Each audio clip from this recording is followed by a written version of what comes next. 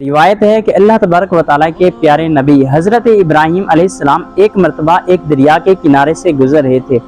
آپ نے نوٹ کیا، آپ نے دیکھا کہ ایک لاش دریا کے کنارے پر پڑی ہوئی ہے اور اس کا گوشت مچھلیاں نوچ رہی ہیں، اسی طرح اس کا کچھ گوشت پرندے بھی کھا رہی ہیں۔ آپ علیہ السلام حیران ہوئے اور آپ نے سوچا کہ ابھی قیامت آنے کو صدیاں باقی ہیں، ہزاروں سال باقی ہیں۔ اس کا کچھ گوشت مچھلیوں نے کھا لیا اور اس کا کچھ گوشت پرندوں کے پیٹ میں چلا گیا، تو اللہ تبارک و تعالیٰ بروز قیامت اس گوشت کو کیسے اکٹھا فرمائے گا اور کس طرح اس مردے کو زندہ فرمائے گا؟ تو حضرت ابراہیم علیہ السلام نے اللہ تبارک و تعالیٰ کی بارگاہ میں عرض کی، ربی آرینی کیف تحیی الموتی، اے رب عز و جل، میں دیکھنا چاہتا ہوں، مجھے دکھا دے کہ تو مردوں کو کیسے زندہ فرمائے گا۔ اس میں یہ بات نہیں ہے کہ حضرت ابراہیم علیہ السلام کا یقین نہیں تھا کہ اللہ تبارک و تعالیٰ مردوں کو زندہ کرے گا، بلکہ اس میں شک ہی نہیں ہو سکتا، بلکہ حضرت ابراہیم علیہ السلام کا یقین تو کامل تھا کہ اللہ تبارک و تعالیٰ بروز قیامت مردوں کو زندہ فرمائے گا۔ لیکن حضرت ابراہیم علیہ السلام نے سوچا کہ میں اسے اپنی آنکھوں سے دیکھنا چاہتا ہوں، لہٰذا انہوں نے اللہ تبارک و تعالیٰ کی بارگاہ میں عرض کی، ربی آرینی کیف تحیی الموتی، اے رب عز و جل، مجھے دکھا دے کہ تو کس طرح مردوں کو زندہ فرمائے گا۔ اللہ تبارک و تعالیٰ نے حضرت ابراہیم علیہ السلام سے پوچھا کہ اے ابراہیم، کیا تمہیں یقین نہیں ہے کہ میں بروز قیامت مردوں کو زندہ فرماؤں گا؟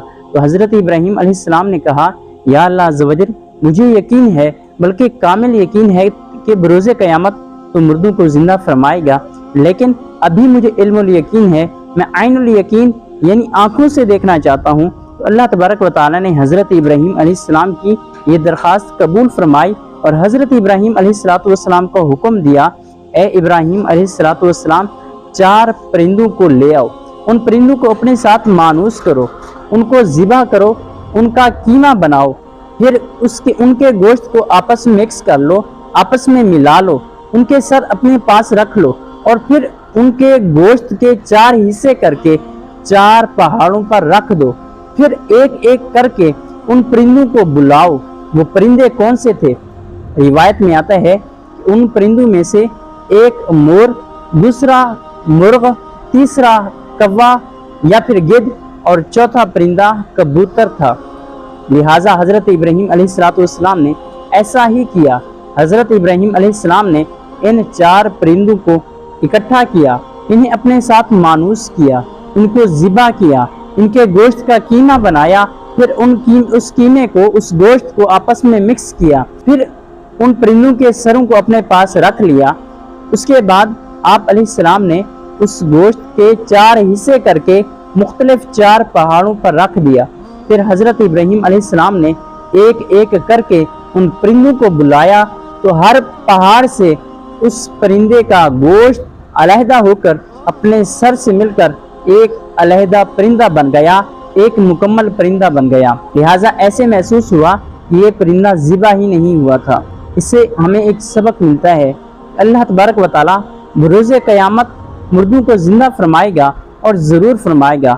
قیامت قائم ہوگی اور ضرور قائم ہوگی۔ یہاں پر غیر مسلموں کا عقیدہ ہے، غیر مسلم یہ سوچتے ہیں کہ جب ہڈیاں جل سڑ جائیں گی، ان سے گوشت علیحدہ ہو جائے گا، تو اللہ تبارک و تعالیٰ قیامت کے دن ان ہڈیوں پر گوشت کیسے چڑھائے گا، ان ہڈیوں سے کیسے مردہ زندہ کرے گا؟ جو اللہ تبارک و تعالیٰ ایک کن کے لفظ سے کائنات کو تخلیق کرنے پر قادر ہے، وہ رب عز و جل مردے زندہ کرنے پر بھی قادر ہے۔ اگر آپ تمام دوستوں کو یہ ویڈیو پسند آئی ہو تو ثواب کی نیت سے اس ویڈیو کو لائک کر دیں اور دینی تعلیمات پھیلانے کی نیت سے اس ویڈیو کو آگے سے آگے شیئر کریں۔ اگر آپ مزید اس طرح کی ویڈیو چاہتے ہیں تو آپ ہمارے چینل کو بھی سبسکرائب کر دیں تاکہ ہماری ہر نیو آنے والی ویڈیو سب سے پہلے آپ تک پہنچ سکے۔ وما علینا الا البلاغ المبین۔